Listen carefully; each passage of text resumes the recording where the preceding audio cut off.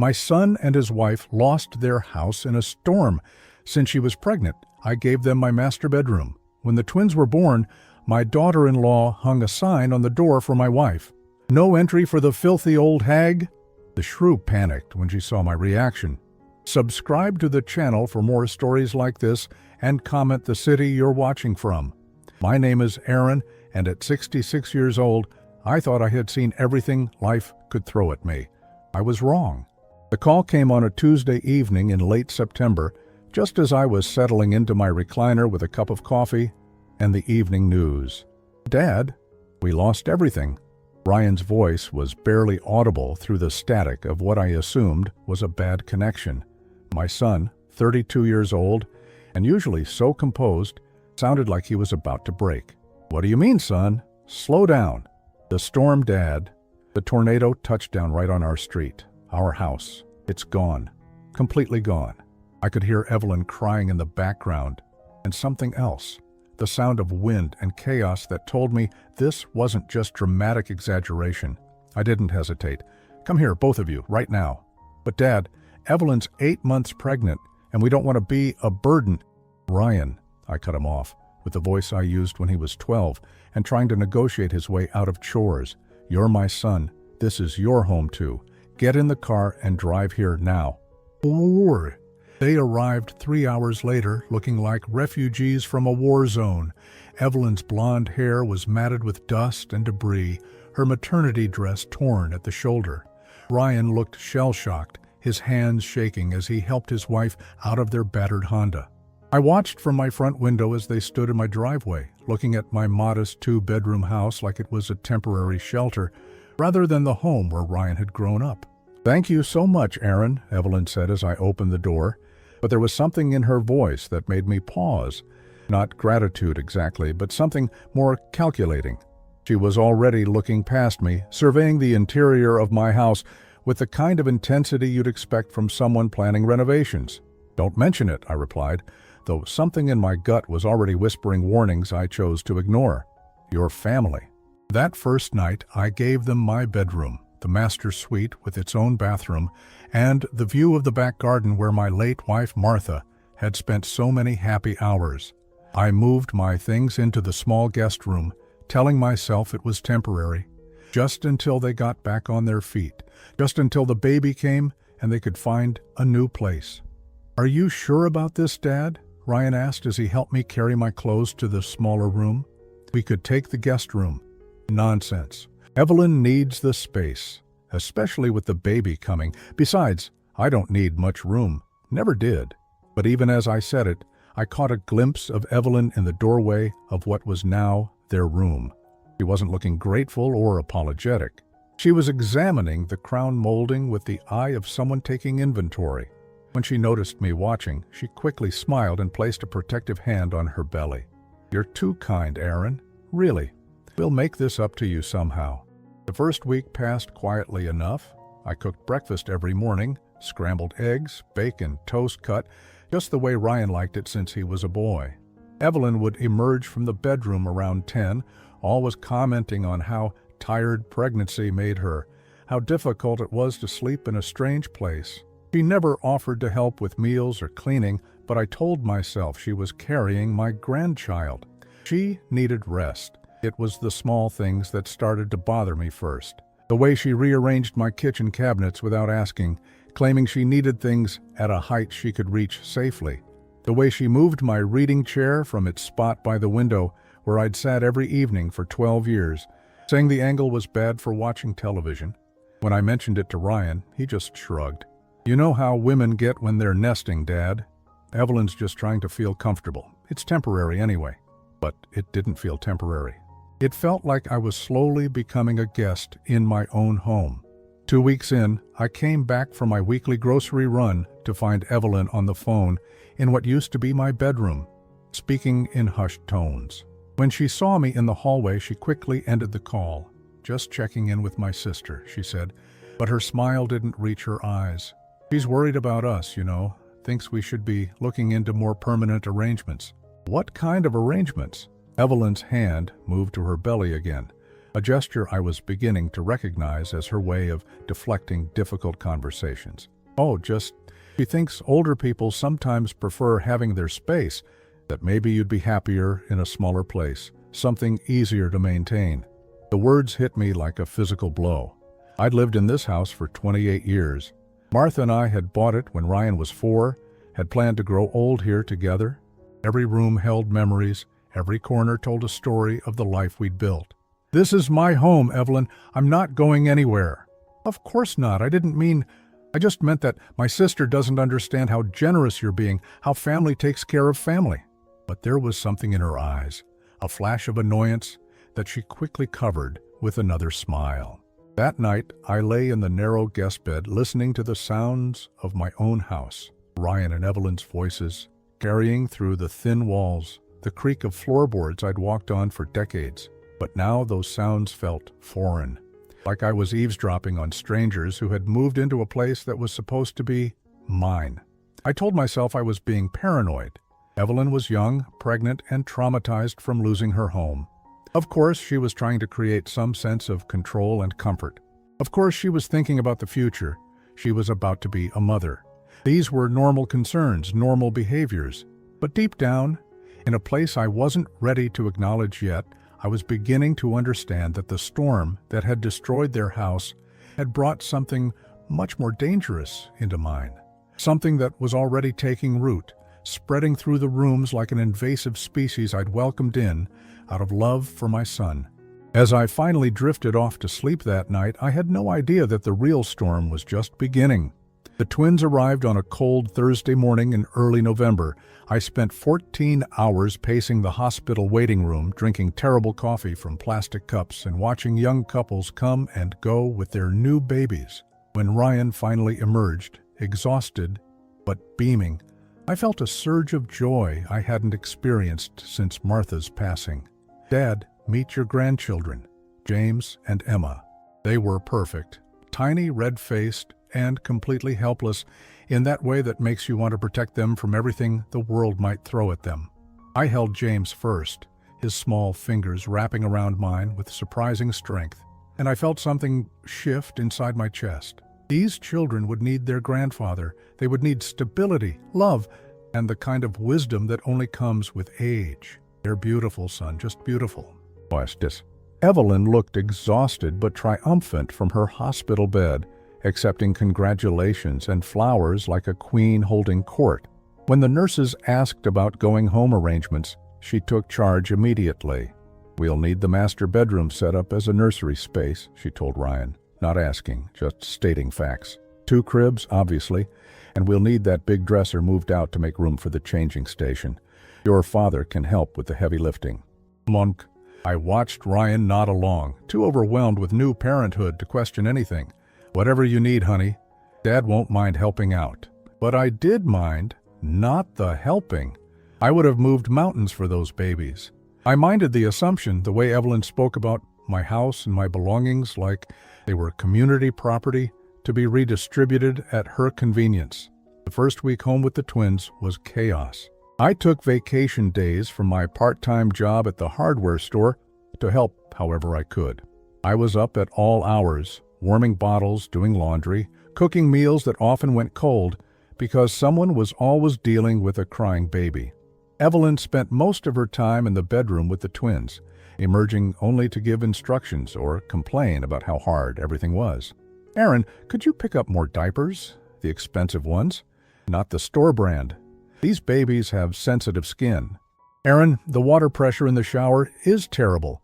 Can you call a plumber?" "Aaron, do you think you could eat your dinner in the kitchen? The smell of fish bothers me while I'm nursing." Each request was delivered with a sweet smile and always prefaced with concern for the babies. How could I say no? These were my grandchildren. If Evelyn needed things to be a certain way to take care of them properly, then that's how things would be. Ryan, meanwhile, seemed to have disappeared into himself. He went to work each morning looking like he'd been hit by a truck, came home to chaos, and spent his evenings following Evelyn's increasingly detailed instructions about baby care. When I tried to talk to him about anything else, how he was feeling, whether they'd thought about looking for a new place, even just asking about his day. His answers were short and distracted. "Dad, I can't think about anything else right now. The babies are so much work, and Evelyn says I'm still not getting James's feeding schedule right. I need to focus on learning how to be a good father." It was during the third week, on a Tuesday that started like any other, that I discovered how completely my world had shifted. I'd been grocery shopping, stocking up on the specialized formula Evelyn insisted the twins needed. The organic baby food that cost 3 times what regular food cost, the particular brand of laundry detergent that was supposedly better for infant clothes. My arms were full of bags as I climbed the front steps, fishing for my keys. That's when I saw it. Taped to the door of what had been my bedroom for 28 years was a handwritten sign.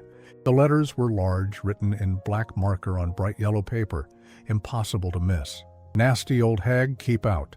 I stood there for a full minute, grocery bags cutting into my arms, reading those words over and over. The paper fluttered slightly in the autumn breeze, and I noticed it had been laminated. This wasn't a joke or a temporary notice. Someone had taken the time to make this permanent. My hands were shaking as I set the groceries down and approached the door. Below the main message, in smaller print, were additional instructions. "This room is for family only. Babies need quiet space. Do not enter without permission." The humiliation burned through me like acid. In my own house, I was being treated like an intruder, like some doddering old fool who couldn't be trusted around his own grandchildren. The door to my bedroom, the room where Martha and I had slept for decades, where we'd whispered our dreams and fears, where I'd held her hand as she took her last breath, was now forbidden territory. I heard footsteps inside and quickly stepped back, not wanting to be caught staring at my own banishment notice like some confused elderly man. The door opened and Evelyn appeared, looking fresh and put together in a way that seemed impossible for someone caring for newborn twins. "Oh, Aaron, perfect timing. Could you bring those groceries around to the kitchen door? I just got both babies down for a nap, and I really don't want the front door noise to wake them." She was smiling that bright, helpful smile, as if there wasn't a sign calling me a nasty old hag hanging right next to her head, as if this was the most reasonable request in the world. "Evelyn," I said carefully, "what's this sign about?" Her expression didn't change, but something flickered behind her eyes. "Oh, that. I probably should have mentioned it. The pediatrician said newborns are very susceptible to germs and outside disturbances. We need to keep their environment as controlled as possible for the first few months. I hope you understand. It's just temporary until their immune systems develop. The sign calls me a nasty old hag." "Does it?"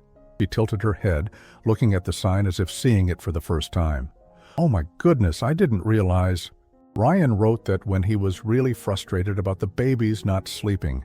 You know how new fathers get, so protective and worried. He probably didn't mean it the way it sounds. But I knew Ryan's handwriting, and this wasn't it. The careful, rounded letters belonged to someone else entirely. "I'd like to talk to Ryan about this." "Of course, but he's at work now, and honestly, he's so stressed about everything. Maybe we could all sit down this weekend, when he's had some rest?" Evelyn's hand moved to rest on the doorframe, blocking my view into what had been my room. "In the meantime, I hope you can understand that this is all about the baby's health. We're just being cautious parents." I picked up my grocery bags and walked around to the kitchen door as requested, my mind reeling.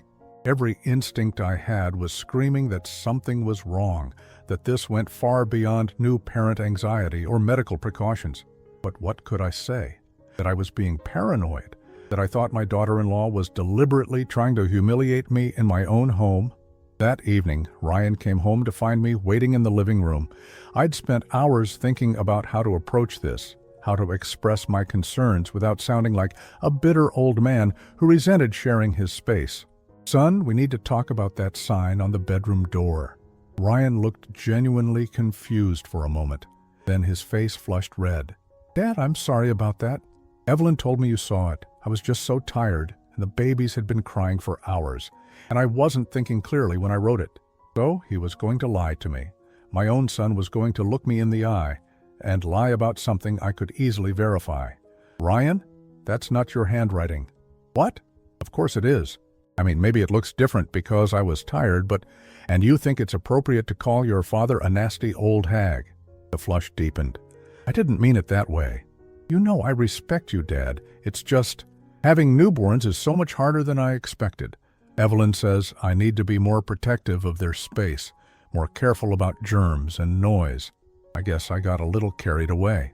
I stared at my son, this man I'd raised, whose scraped knees I'd bandaged, whose homework I'd helped with, whose wedding I'd paid for, and realized I was looking at a stranger. Or maybe I was finally seeing someone who had always been there, someone who would choose the easy lie over the difficult truth, someone who would throw his own father under the bus to avoid conflict with his wife. I want that sign taken down, Ryan, tonight. Dad, please try to understand. I understand perfectly. This is my house. That's my bedroom. I've been gracious about giving it up temporarily, but I will not be insulted and banned from spaces in my own home. Ryan's shoulders sagged. "Okay, you're right. I'll take it down." But when I checked the next morning, the sign was still there. And when I asked Ryan about it that evening, he avoided my eyes and mumbled something about Evelyn being worried that removing it too soon would confuse the baby's routine. That night, lying in the cramped guest bed, listening to my house settle around me, I realized that I was no longer living in my home. I was living in someone else's house, following someone else's rules, being treated like an unwelcome guest who had overstayed his welcome. But what I didn't realize yet was that this humiliation, this casual cruelty disguised as concern for my grandchildren, was just the beginning.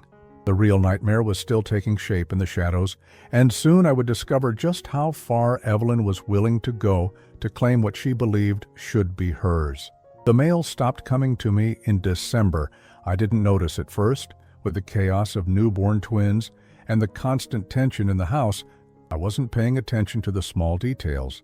But when my monthly pension statement didn't arrive, I began to wonder. Then my credit card bill failed to show up. By the time I realized that I hadn't seen any mail addressed to me in over 2 weeks, a cold dread had settled in my stomach. "Evelyn," I said one morning, as she emerged from the kitchen with a cup of coffee, "have you seen my mail? My pension statement should have come by now." She paused, coffee cup halfway to her lips, and I caught something in her expression, a flicker of guilt that she quickly covered with concern. "Your mail? No, I haven't seen anything. Maybe there's a delay because of the holidays?" But I'd been getting mail at this address for 28 years. The Postal Service didn't just stop delivering because of Christmas. That afternoon, I walked to the mailbox myself for the first time in weeks. Inside, I found bills and advertisements addressed to current resident, but nothing with my name on it. I checked with Mrs. Peterson next door, a retired teacher who'd lived on our street almost as long as I had. "Aaron, how are those beautiful grandbabies?" she asked, then lowered her voice conspiratorially. "How are you managing with all the changes?" "What do you mean?" "Well, I saw that young woman, your daughter-in-law, at the post office last week. She was filling out some kind of form about mail forwarding. I assumed you were moving to a smaller place now that they're settled in." My blood turned to ice. "Mail forwarding? Oh dear." Mrs. Peterson's face fell. "I hope I haven't spoken out of turn. Maybe I misunderstood what I saw." I thanked her and walked home on unsteady legs. Mail forwarding meant someone had filed paperwork to have my correspondence sent elsewhere, but where and why? That evening, I confronted Ryan directly. "Son, I need to ask you something, and I need you to be honest with me. Has Evelyn done anything with my mail?" Ryan was feeding James his bottle, not meeting my eyes. "What do you mean?" "Mrs. Peterson saw her at the post office filling out forwarding forms. My mail has stopped coming here." "Dad, I don't know anything about that. Maybe you should ask Evelyn yourself." "I'm asking you, Ryan. You're my son. If something's happening that I need to know about, I'm counting on you to tell me."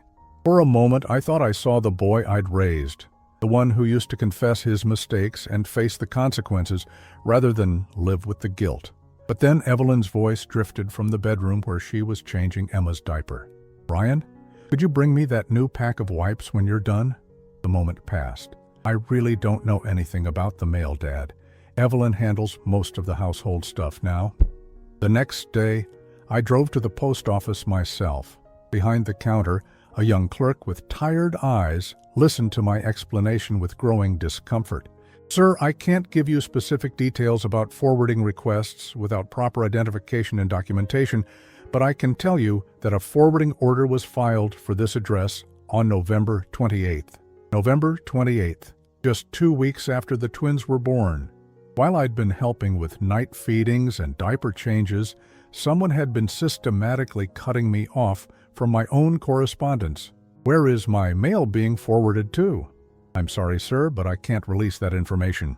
You'll need to speak with the person who filed the request or bring documentation proving you're the primary resident at the address." Documentation proving I was the primary resident of my own house, where I'd lived for nearly 3 decades. I spent the drive home trying to make sense of it. Maybe there was an innocent explanation.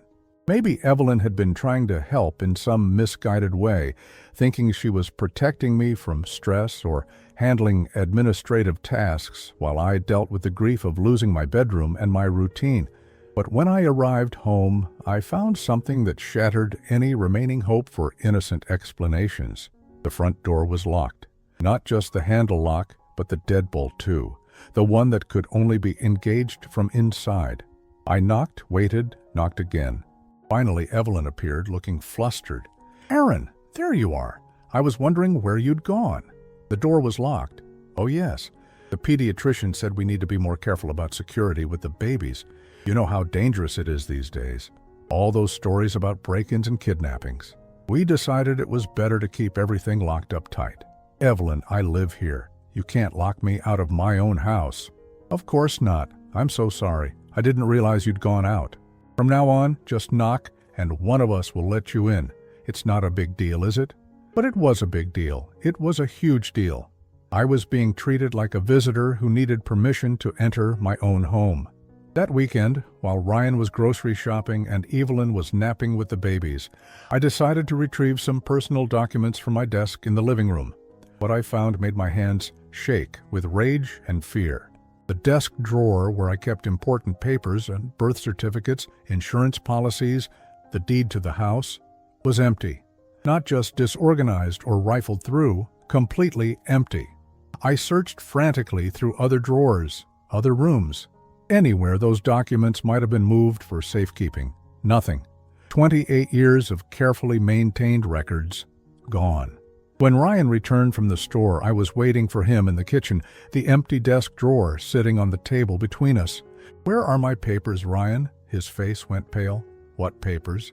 "Don't play games with me, son. My birth certificate, my insurance policies, the deed to this house, everything that was in this drawer, where are they?" "Dad, I don't know. Maybe you moved them somewhere safer. You've been under a lot of stress lately."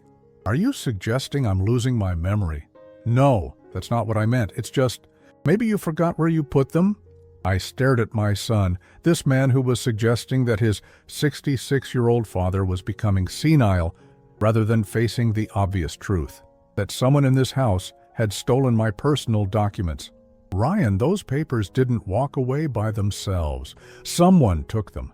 I need to know who and why. Maybe we should all sit down and talk about this when Evelyn wakes up.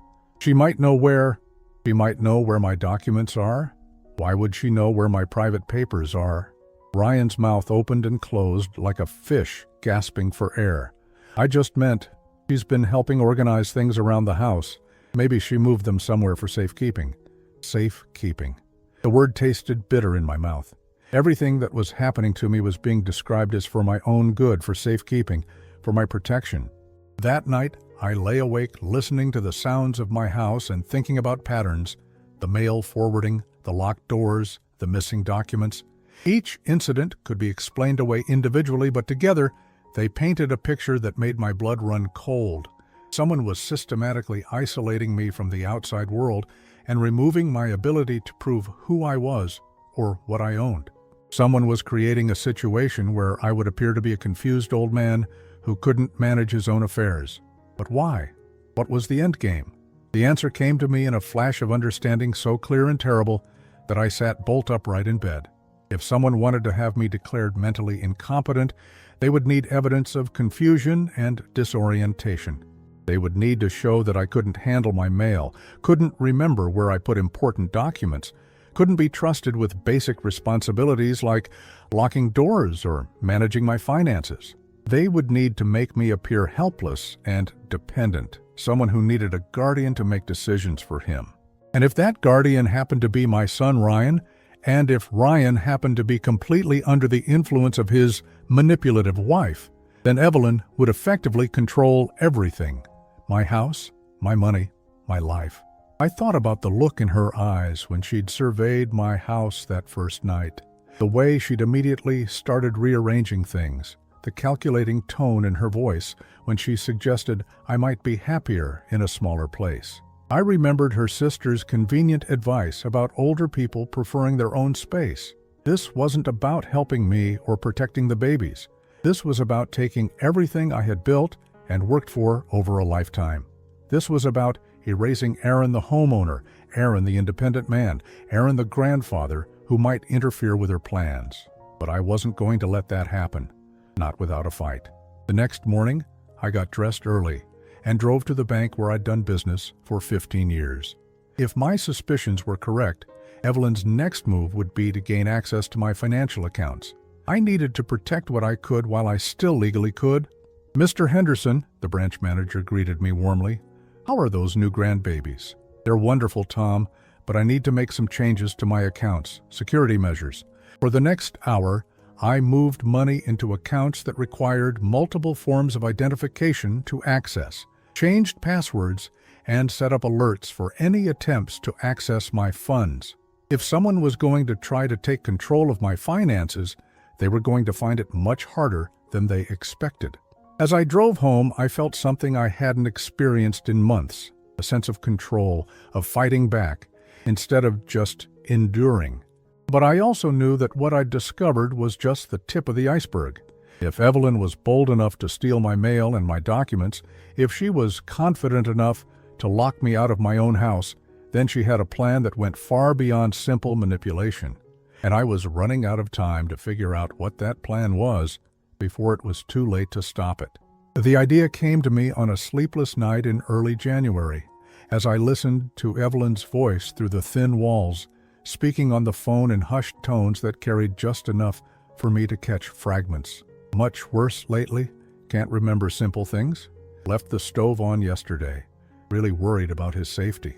She was talking about me, creating a narrative, building a case. And suddenly I understood that I'd been playing defense when I needed to be gathering intelligence.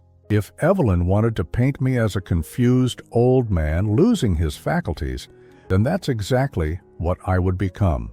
But this time, I would be the one controlling the narrative. The next morning, I shuffled into the kitchen wearing mismatched slippers and asked Evelyn where I'd put my coffee cup, the same cup that was sitting right in front of me on the counter. "Oh, Aaron," she said with exaggerated patience, "it's right there, sweetheart. Are you feeling all right?" "My coffee cup? Where?" I blinked at the counter with genuine confusion, and I saw something light up in her eyes. Opportunity. "Right here?" She guided me to it gently, her voice taking on the tone people use with small children. "Maybe you should sit down. You seem a little disoriented this morning." "Disoriented? No, I'm fine. Just couldn't find my cup." I sat down heavily, making sure to seem slightly unsteady. Must have been looking right at it. Reloads. For the next 2 weeks, I gave Oscar-worthy performances of mild confusion. I forgot where I put my reading glasses while wearing them. I asked Ryan twice in one conversation when he'd be home from work.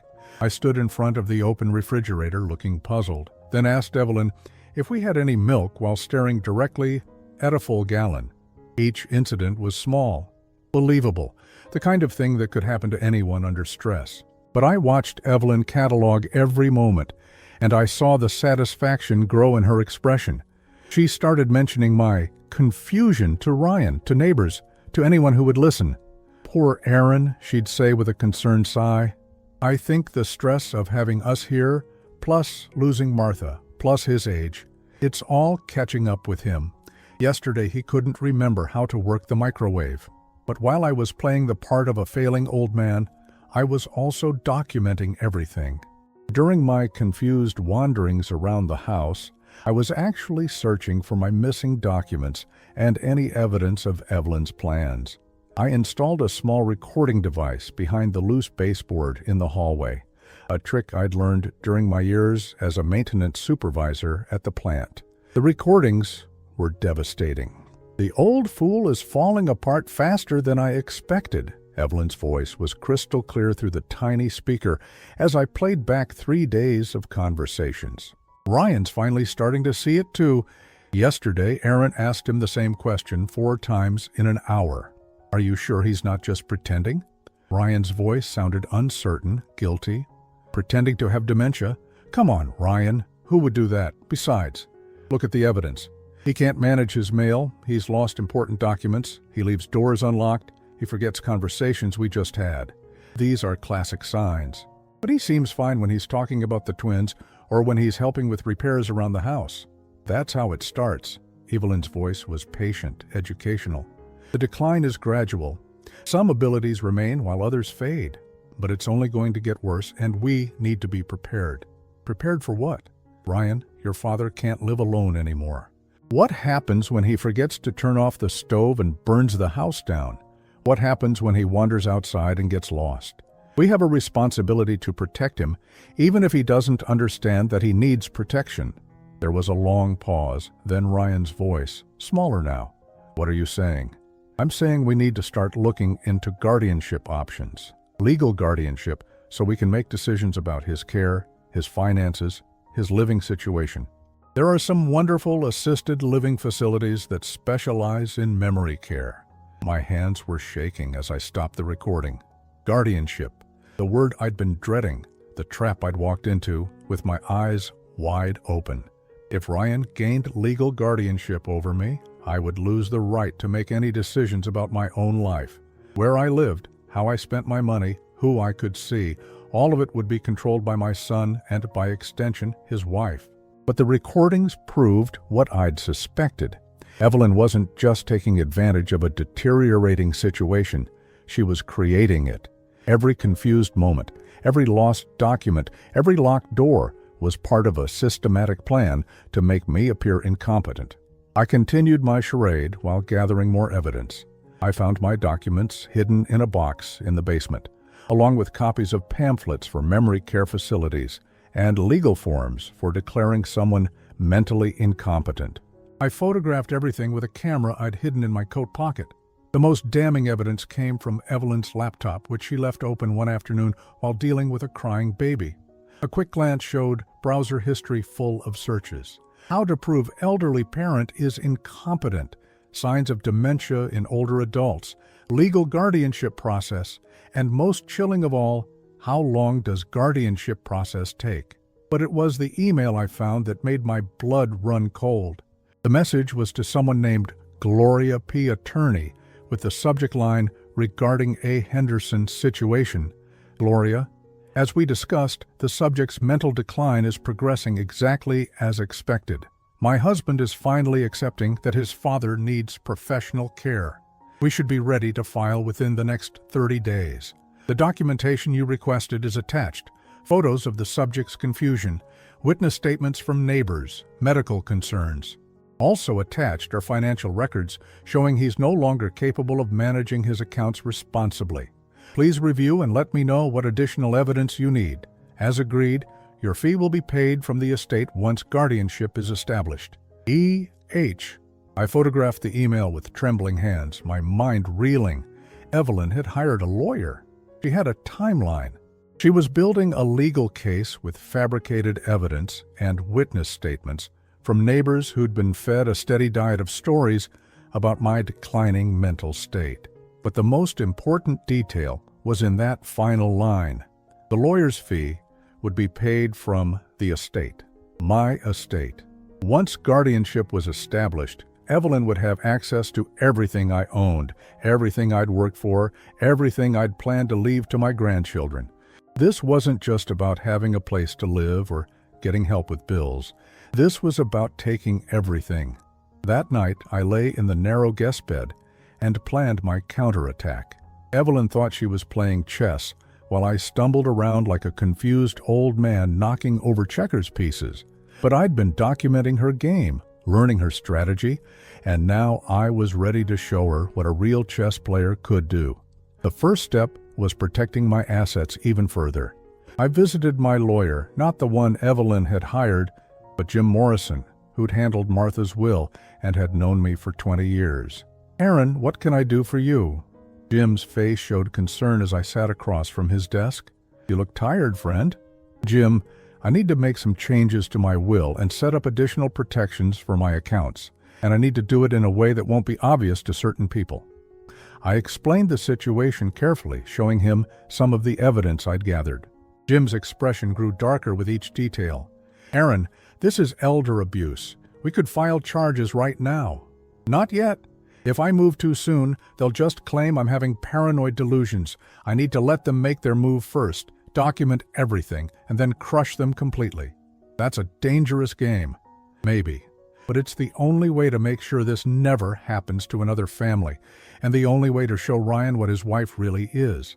Washington, Jim helped me set up an irrevocable trust for the majority of my assets, with provisions that would make it impossible for a guardian to access the funds. We also prepared a comprehensive mental competency evaluation with an independent psychiatrist, time-stamped and video recorded. "If anyone questions your mental state," Jim explained, "we have professional documentation proving your complete competency as of today's date." The next step was the hardest part, continuing to play my role while watching my son prepare to betray me. Every day Ryan seemed to pull further away, influenced by Evelyn's constant commentary about my supposed decline. "Dad forgot to take his medication again this morning," she'd report at dinner, though I hadn't forgotten anything. "And I found him standing in the hallway looking confused, like he didn't know where he was." "Maybe we should talk to his doctor," Ryan would respond, and I could see the worry and guilt warring in his expression. "Maybe there's something we can do to help." "Oh, sweetheart, there's only so much medicine can do. At his age, with this kind of decline, we just need to make sure he's safe." Safe. The word that covered every violation, every theft, every plan to destroy my independence. But I had my own safety net now. Hidden cameras recorded every conversation. Digital files stored in multiple locations contained every piece of evidence I'd gathered. And most importantly, I had legal documentation proving my mental competency, signed and witnessed by professionals. Evelyn thought she was about to spring her trap. She had no idea that I'd been building a cage around her, using her own actions as the bars. The confrontation was coming soon. I could feel it in the way Evelyn had started mentioning tough decisions and Ryan's increasing anxiety about my condition. They were working up the courage to file their guardianship petition, convinced that I was too far gone to fight back effectively. They were wrong, and when they finally made their move, they were going to discover that this old man had been several steps ahead of them the entire time. The game was almost over, and I was about to show them who the real master player was. The intervention came on a Tuesday morning in late February. I was in the kitchen pretending to search for my coffee cup while actually testing the new recording equipment I had installed under the cabinet when I heard unfamiliar voices in the living room. "Mr. Henderson?" A woman's voice, professional and crisp. "My name is Gloria Patterson. I'm an attorney, and I'm here with some people who care about you very much." I shuffled into the living room, maintaining my carefully crafted facade of confusion, and found myself facing a small gathering that looked like a medical tribunal. Gloria Patterson sat in my favorite chair, a slim woman with silver hair and predatory eyes. Next to her was a man in a white coat whom I didn't recognize, holding a clipboard and wearing the expression of someone who'd already made his diagnosis. Ryan sat on the couch looking like he was attending his own execution, while Evelyn stood behind him with her hand on his shoulder in a gesture that looked supportive but felt possessive. "Who are you people?" I asked, blinking slowly and gripping the doorframe as if I needed it for support. "Ryan, what's going on?" "Dad," Ryan's voice cracked slightly. "These people are here to help. We're worried about you." "Worried? Why would you be worried? I'm fine." I looked around the room with manufactured bewilderment. "Is this about the coffee cup? I found it. It was right where I left it." Gloria Patterson leaned forward with practiced sympathy. "Mr. Henderson, I understand this is confusing, but your family has asked me to help them ensure your safety and well-being. They're concerned that you might be having some difficulties with memory and judgment. Difficulties? I let my voice rise slightly, adding just a touch of the agitation that families often interpret as evidence of mental decline. I don't have any difficulties. This is my house. These are my things. I know exactly where everything is. The doctor, Dr. Martinez, according to his badge, stepped forward. Mr. Henderson, I'm a geriatric psychiatrist. Your family has shared some concerns about recent changes in your behavior. Would you mind if I asked you a few questions? Questions about what? I answered questions yesterday, or was it last week? I let confusion cloud my features. Ryan, didn't I just answer questions? I saw Evelyn and the attorney exchange a meaningful look. Every confused statement was another nail in the coffin they were building around my independence. For the next hour, I gave the performance of my lifetime. I couldn't remember what year it was, though I knew it was sometime in the 2000s. I couldn't recall what I'd had for breakfast, but I was certain I'd eaten something. When Dr. Martinez asked me to count backward from 100 by sevens, I got confused after 93 and asked if we could start over. Mr. Henderson, Dr. Martinez said gently, have you been having trouble managing your finances, paying bills, keeping track of your accounts? My finances? I blinked at him. Ryan handles all that now. Don't you, son? You said it was too confusing for me. Ryan's face went pale. Dad, we never said that. You've been getting confused about your bills, remember? Last month, you tried to pay the electric bill 3 times. Did I? I don't remember that. I turned to Evelyn. You said you'd help me with the bills. Didn't you say that? We've all been trying to help Aaron. Evelyn's voice was gentle but firm. But you keep forgetting what we've discussed. Yesterday, you asked me 4 times when the twins were born. The doctor made notes on his clipboard. Gloria Patterson pulled out a thick folder and began spreading documents across the coffee table. Mr. Henderson, your family has filed a petition for limited guardianship, she explained, in the tone people use when they think you might not understand complex concepts. This would allow your son Ryan to help you make important decisions about your health, your finances, and your living situation. Ryan's going to make my decisions?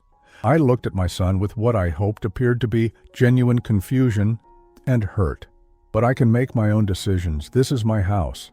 Dad, Ryan leaned forward, his voice heavy with guilt, we just want to make sure you're safe, that you have help when you need it. I don't need help. I've been taking care of myself for 66 years, Dr. Martinez cleared his throat. Mr. Henderson, based on my evaluation today and the documentation provided by your family, I believe you're experiencing moderate cognitive decline that significantly impacts your ability to live independently and manage your affairs safely. The words hung in the air like a death sentence. In the eyes of these professionals, I had just been declared mentally incompetent.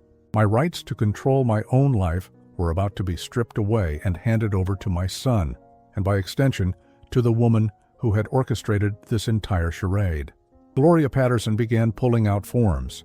The court date is set for next week, but given Dr. Martinez's evaluation and the clear evidence of cognitive decline, this should be a straightforward proceeding.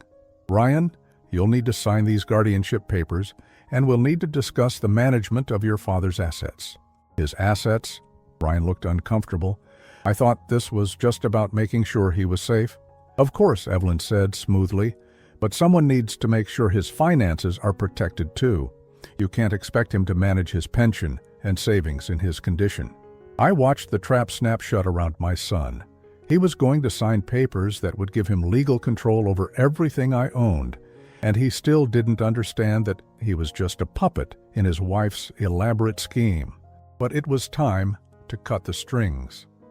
Before anyone signs anything, I said, and my voice was suddenly clear and strong, I think you should all see this. I reached into my pocket and pulled out a small recording device, setting it on the coffee table next to Gloria Patterson's legal documents. With steady hands that showed no trace of confusion or tremor, I pressed play. Evelyn's voice filled the room. The old fool is falling apart faster than I expected. Ryan's finally starting to see it too. The color drained from her face. as her own words condemned her. Ryan stared at the device like it was a poisonous snake. Yesterday, Aaron asked him the same question 4 times in an hour, the recording continued, followed by Ryan's uncertain voice. Are you sure he's not just pretending? Pretending to have dementia? Come on, Ryan, who would do that? I looked directly at Evelyn as her recorded voice answered her own question. Someone who is a hell of a lot smarter than you gave them credit for. The room erupted. Ryan jumped to his feet, his face a mask of confusion and betrayal. Dad, what is this? How did I record your wife planning to steal my life? I stood up, and there was nothing confused or frail about my posture now. Very carefully, son, very methodically, just like she planned to steal everything I own. Dr. Martinez was staring at me like I'd risen from the dead. Mr. Henderson, I don't understand. Your cognitive assessment was a performance. Every confused moment, every lost memory, every sign of decline you documented, all of it was an act. And I have recordings of Evelyn coaching you on exactly what symptoms to look for. I pulled out my phone and played another clip. Evelyn's voice explaining to someone how to document my supposed confusion, how to make my normal behavior appear pathological. Gloria Patterson was gathering her papers with shaking hands. This is highly irregular. If you've been deliberately misleading medical professionals, then what? I stepped toward her, and for the first time in months I felt like myself again, strong, sharp, in control. Then I'm exactly as mentally competent as I was when you walked in here planning to steal my legal rights based on fabricated evidence. I turned to Ryan, who was staring at his wife like he'd never seen her before. Son, your wife didn't just find some documents showing I was confused. She created those documents. She stole my mail, hid my papers, and coached neighbors on what to tell investigators. She hired that lawyer before there was any sign of mental decline because she was planning to create the decline herself. That's not true, Evelyn said, but her voice was weak and her hands were shaking. Aaron's clearly having a paranoid episode. This is exactly the kind of behavior that proves he needs supervision. Is it? I pulled out a thick folder and spread its contents across the coffee table. Then explained these emails to your attorney friend here, discussing how to fabricate evidence of my incompetence. Explain these photographs of my documents that you stole from my desk. Explain this browser history showing you researching how to have elderly people declared mentally unfit. Every piece of paper was another nail in the coffin of her scheme. Bank records showing she'd tried to access my accounts, recordings of her coaching Ryan on what to tell doctors, photos of her going through my personal papers while I pretended to nap.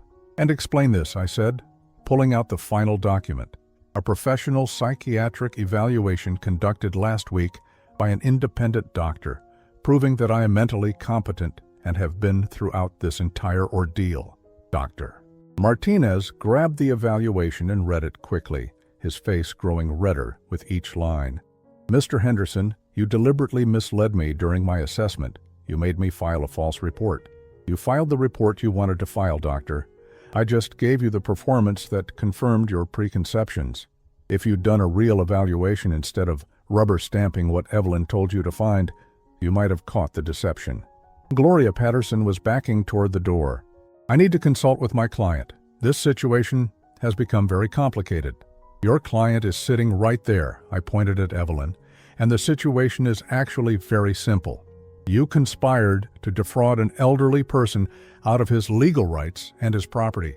The only complicated part is going to be explaining it to the State Bar Association. The attorney fled. Dr. Martinez followed her, muttering about how this would affect his professional reputation. And then it was just the 3 of us, me, my son, and the woman who had tried to destroy my life. Ryan looked at his wife with an expression I'd never seen before. Not anger, not betrayal, but something deeper, disgust. Evelyn, he said quietly, is it true? Did you plan all of this? She opened her mouth, closed it, then seemed to collapse in on herself. Ryan, you don't understand. Your father has so much, and we have nothing. The babies need security, need a future. I was just trying to take care of our family. By destroying my father? By making sure we had what we deserved. He's old, Ryan. He won't live forever anyway. Why should he keep everything locked away when we need it now?" The words hung in the air like a toxic cloud. Even she seemed to realize she'd gone too far, revealed too much of the calculation behind her supposed concern. Ryan stood up slowly, and when he spoke, his voice was steady and final. "Get out." "Ryan, please, you can't mean—" "Get out of this house. Get out of our lives. I'll pack your things and send them wherever you want to go, but I never want to see you again." "The babies, Ryan. You can't keep me from my children." "Watch me," my son said, and for the first time in months I heard the strength in his voice that reminded me he was my child. "After what you tried to do to my father, after the lies and the manipulation and the theft, you'll be lucky if I don't press charges." Evelyn looked at me one last time, and I saw her clearly for what she really was. Not a desperate young mother trying to provide for her family, but a predator who had chosen her victims carefully and executed her plan with cold precision. "This isn't over," she said. I smiled at her, and it wasn't a nice smile. Yes, it is. The house felt different after Evelyn left. Not just quieter, though the absence of her constant commentary and manipulation was profound, but cleaner somehow, as if a toxic presence had been scrubbed away and the natural order restored. Ryan moved through the rooms like a man waking up from a long, disturbing dream. He helped me retrieve my documents from their hiding places in the basement, watched in silence as I removed the recording devices I'd hidden throughout the house, and said nothing when I took down the laminated sign that had banned me from my own bedroom. "Dad," he said finally, as we stood in the doorway of what had been his and Evelyn's room, "I don't know how to apologize for this." I looked at my son, really looked at him for the first time in months. The dark circles under his eyes, the defeated slump of his shoulders, the way he seemed smaller somehow, diminished by the weight of what he'd almost done. "You were manipulated, Ryan. She's very good at what she does." "That's not an excuse. I should have known. I should have protected you. Instead of—" He gestured helplessly at the room where he'd lived while his wife planned to steal my life. "Instead of helping her do this to you." I sat down on the edge of what had been my bed for 28 years, feeling the familiar give of the mattress, smelling the faint scent of Martha's perfume that still lingered in the fabric after all these years. "Son, sit down. We need to talk." Ryan perched on the edge of the chair by the window, the same chair where Martha used to sit and read while I watched television. He looked like a child waiting to be punished, and I realized that, in some ways, that's exactly what he was. "The first thing you need to understand," I said carefully, "is that Evelyn didn't just wake up one day and decide to steal from an old man. This was planned from the beginning.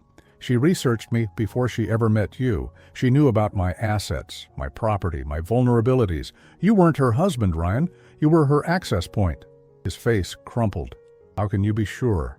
I pulled out the folder of evidence I'd compiled, the same evidence that had destroyed Evelyn's scheme so completely.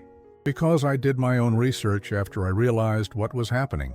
Evelyn Marsh, that's her real name by the way, not Evelyn Cole, like she told you, has done this before, 3 times that I could trace." Ryan's hands were shaking as he took the papers I handed him. Police reports from 2 other states, restraining orders, court documents showing a pattern of targeting vulnerable elderly people through their adult children. "She married a man named David Brennan in Oregon 5 years ago," I continued. David's father was 73, living alone after his wife died. Significant assets tied up in property and investments. Within 8 months of the marriage, Evelyn had convinced David that his father was becoming incompetent. They filed for guardianship, gained control of his finances, and then David's father died under suspicious circumstances in a care facility. "Died?" Ryan's voice was barely a whisper. "The investigation was inconclusive, but the facility had multiple violations for patient neglect, and Evelyn had been very specific about which facility to choose. After the old man died, David inherited everything, and then, 6 months later, Evelyn filed for divorce and took half of the estate."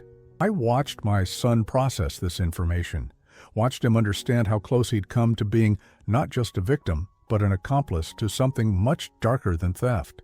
She did it again in Nevada with a man named Robert Chen. Same pattern, quick marriage, isolation of the elderly parent, fabricated evidence of mental decline. That time, the old man fought back legally, and Evelyn disappeared before the case went to trial. "And then she found me," Ryan said. "She found us. She knew I was a widower with significant assets and a son who was struggling financially after college. She knew you'd be vulnerable to a woman who seemed perfect, who seemed to offer everything you wanted: love, family, a future." Ryan stood up abruptly and walked to the window, staring out at the garden, where Martha had spent so many happy hours. "The tornado that destroyed their house wasn't a tornado. I checked with the insurance company after I started investigating. Their claim was denied because evidence suggested the fire was deliberately set. Evelyn needed a crisis that would make you sympathetic, that would give her a reason to move into my house immediately. She burned down her own house. She burned down a rental property and claimed it was theirs. The real owners are still fighting the insurance company over the damage." The silence stretched between us, heavy with the weight of betrayal and near disaster. Finally, Ryan turned back to me. "How did you know? What made you suspicious?"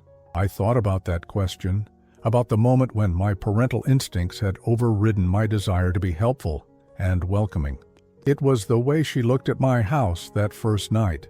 Not like someone grateful for shelter, but like someone taking inventory. And then when she suggested I might be happier in a smaller place, that's when I knew this wasn't about temporary help. This was about permanent displacement. "Abba, why didn't you just confront me directly? Why the whole act with pretending to be confused?" I smiled, feeling some of the old strength returning to my voice. "Because, son, I've been around a lot longer than you have.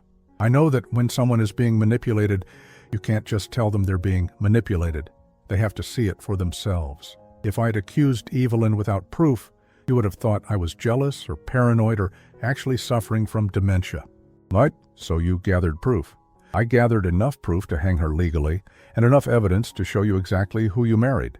The question now is what we do about it." Ryan was quiet for a long time, thinking. When he finally spoke, his voice was steady but sad. "The twins, they're innocent in all this. They didn't choose their mother. No, they didn't. But they also deserve better than to be raised by someone who uses them as weapons in her schemes. What kind of mother burns down houses and destroys families to get what she wants? A dangerous one?" We spent the next hour talking through the practicalities. Ryan would file for divorce and seek full custody of James and Emma. I would support him financially and emotionally through the process. Evelyn would be reported to the authorities in all the states where she'd committed fraud, and we would cooperate fully with any investigations. But there was something else we needed to discuss, something that couldn't be solved with legal proceedings or police reports. "Ryan," I said carefully, "I need you to understand that things can't just go back to the way they were before Evelyn came into our lives." His face fell. "Dad, I know I messed up, but that's not what I mean. I mean that we need to establish some new ground rules if you and the twins are going to continue living here." I saw hope flicker in his eyes. "You want us to stay? I want my grandchildren to have a stable home, and I want my son to have the support he's going to need to raise them properly. But I also want to make sure we both understand the boundaries." Over the next hour, we worked out an arrangement that felt fair to both of us. Ryan would contribute to household expenses based on his income. He would take primary responsibility for childcare and household management, but he would respect my space and my independence. Most importantly, he would never again allow anyone, girlfriend, wife, or family member, to treat me as anything less than the owner of my own home. "And if you ever get married again," I added with a small smile, "your future wife will sign a prenuptial agreement that makes it very clear she has no claim to my property or assets. I'm not going through this twice. Dad, I'm never getting married again. I clearly have terrible judgment when it comes to women." "You had terrible judgment once, son. That doesn't mean you can't learn from it."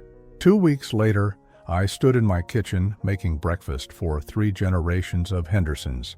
James sat in his high chair, methodically destroying a piece of toast and babbling happily to himself. Emma was in her bouncy seat, fascinated by the sunlight streaming through the window where Martha's plant still thrived. Ryan was at the stove scrambling eggs and humming tunelessly, something he'd done as a child when he was content. The house felt like home again. My phone rang as I was pouring coffee, and I recognized the number of my lawyer, Jim Morrison. "Aaron, I have news about the Evelyn situation." "Good news or bad news?" "Good news for justice, bad news for Evelyn. The FBI picked her up in Arizona yesterday. Turns out she was already running a similar scheme on an elderly man in Phoenix. Between the evidence you provided and what they found in Arizona, she's looking at federal charges for elder fraud, identity theft, and conspiracy." I felt a deep satisfaction settle in my chest. "What about the other victims?" "The families in Oregon and Nevada are reopening their cases. It looks like your willingness to fight back has given other people the courage to seek justice, too." After I hung up, Ryan looked at me with curiosity. "Was that about Evelyn?" "She's been arrested. Federal charges. She won't be bothering anyone else's family for a very long time." Ryan nodded slowly, then surprised me by asking, "Do you think I'll ever be able to trust my own judgment again?" I looked at my son, this man who had been so thoroughly manipulated that he'd almost helped destroy his own father, and I realized that his question was really about forgiveness, not my forgiveness of him, but his forgiveness of himself. "Ryan, the fact that you're asking that question tells me you've already started learning. Evelyn was a professional predator. She spent years perfecting her techniques on vulnerable people. The fact that she fooled you doesn't make you weak or stupid. It makes you human. But I should have seen the signs. Now you will, and more importantly, now you'll trust your instincts when something feels wrong, instead of talking yourself out of your concerns."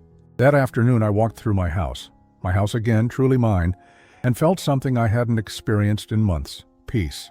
Not just the absence of conflict, but the deep satisfaction of having fought a battle and won completely. The sign that had banned me from my own bedroom was gone, replaced by a small framed photo of Martha that Ryan had found in storage and hung on the door. My documents were back in my desk, my mail was being delivered normally, and my bank accounts were secure under my control. But more than that, I had my son back. The real Ryan, not the confused and manipulated man who had been ready to sign away my rights. And I had my grandchildren, who would grow up in a home where they were loved and protected, not used as pawns in someone else's game. As the sun set over the garden where Martha had planted roses that still bloomed every spring, I sat in my chair in my living room in my house, and felt something I'd almost forgotten was possible. I felt like myself again, strong, capable, in control of my own destiny. And if anyone ever tried to take that away from me again, they would discover that this old man had learned a thing or two about fighting back. The patriarch had reclaimed his throne, and he intended to keep it.